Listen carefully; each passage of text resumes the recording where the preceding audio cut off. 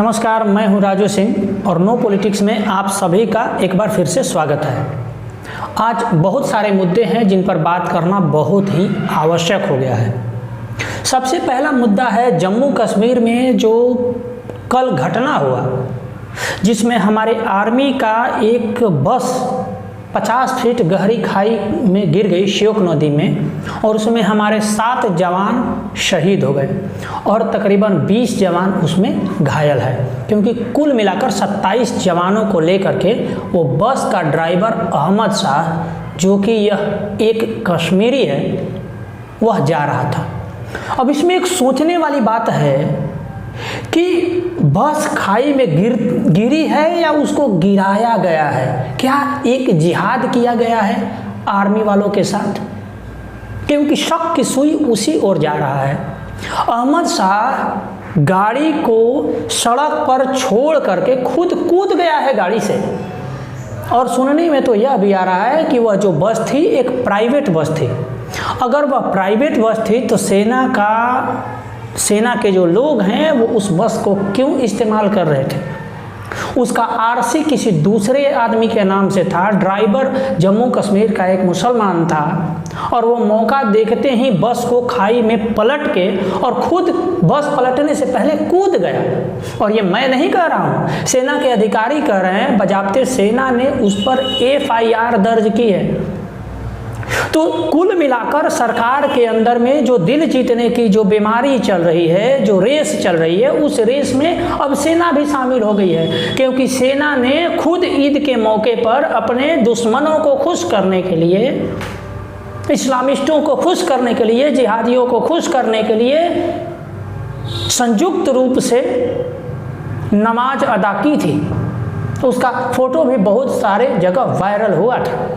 तो सेना के लोगों को अपने काम के लिए जो भी बस वगैरह हायर कर रहे हैं उसके बारे में सोच समझ के हायर करना चाहिए, और ज़्यादा सेकुलर बनने के चक्कर में अपने लोगों की बलि देने से बचना चाहिए सेना के लोगों को।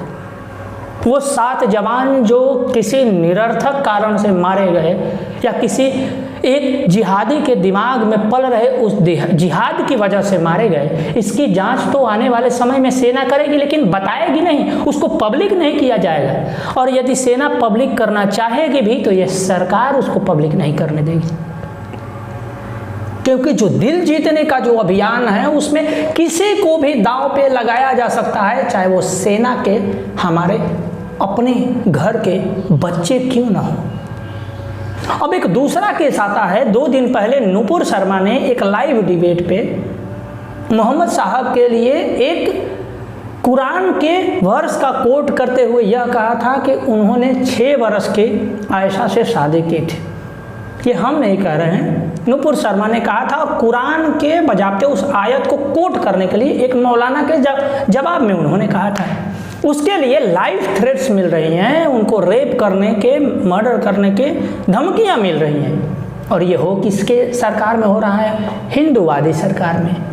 दिल्ली में उनको मात्र केवल 1 कांस्टेबल मिला हुआ है। अभी तक होम मिनिस्ट्री ने उनकी सुरक्षा की कोई गारंटी नहीं ली। शर्जील उस्मानी जो एक घोर जिहादी है, उसने भी थ्रेट दिया है। वो कह रहा है कि आज या कल इसका बदला जरूर लिया जाएगा। अब तो पाकिस्तान ने भी उन पर 50 लाख के इनाम की घोषणा कर दी। वहाँ का जो तहरीके लबैक नाम का जो एक आतंकवादी संगठन है, उसने 50 लाख रुपया की घोषणा कर दी उनके सर पर। जुबैर, जिसने ऑनलाइन ट्विटर पर लोगों को उकसाया था, वो आज भी फ्री घूम रहा है। एक अजीब तरह की स्थिति बनती जा रही है या बनाई जा रही है भाजपा द्वारा। अपने लोगों को बलि देकर के वोट लेने की जो तरकीब मिल गई है भाजपा को, उस तरकीब को यह छोड़ना नहीं चाहते।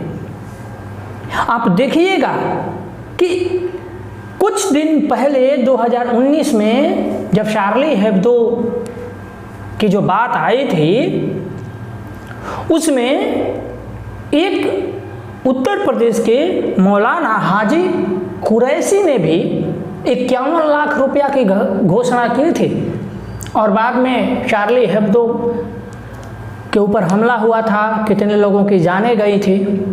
उस हाजी कुरैशी को मेरठ से 2019 में बीएसपी ने अपने टिकट से लड़ाया था और उसको 4.5 लाख से ऊपर वोट मिली थी और मात्र 4,500 वोटों से वो हारा था।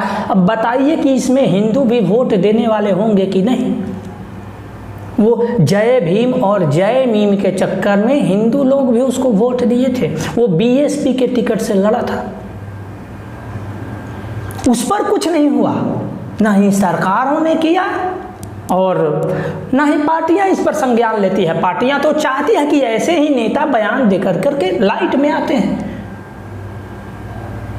और आज का ही एक न्यूज़ देखिए कि देवबंद में जमीयत उलेमाए हिंद के प्रमुख मौलाना मदनी ने क्या कहा है, उसे ध्यान से आप सुनिए। उसने कहा है कि हमारा मजहब जिसको पसंद नहीं वो ये देश छोड़कर चले जाएं। जी हाँ, अब हिंदू इस देश को छोड़कर चले जाएं। ये मौलाना मदनी ने कहा है उत्तर प्रदेश के देवबंद में। और इसी मदनी के साथ बीजेपी और आरएसएस मिलकर के विकास की कार्य करेंगे, समाज में समरसता लाएंगे इस मदनी के साथ मिल करके। क्योंकि मदनी और इस्लामिस्ट जिहादी जो बोलते हैं वो हेट स्पीच की श्रेणी में तो आता नहीं, वो तो कुछ भी बोल सकते हैं। जैसे कि ओवैसी बोलता है और जैसे कि तौकीर रजा बोलता है, जैसे कि पीएफआई वाले बोलते हैं और जैसा कि ये मदनी खुले तौर पर यह कह रहा है कि हिंदुओं देश छोड़ो।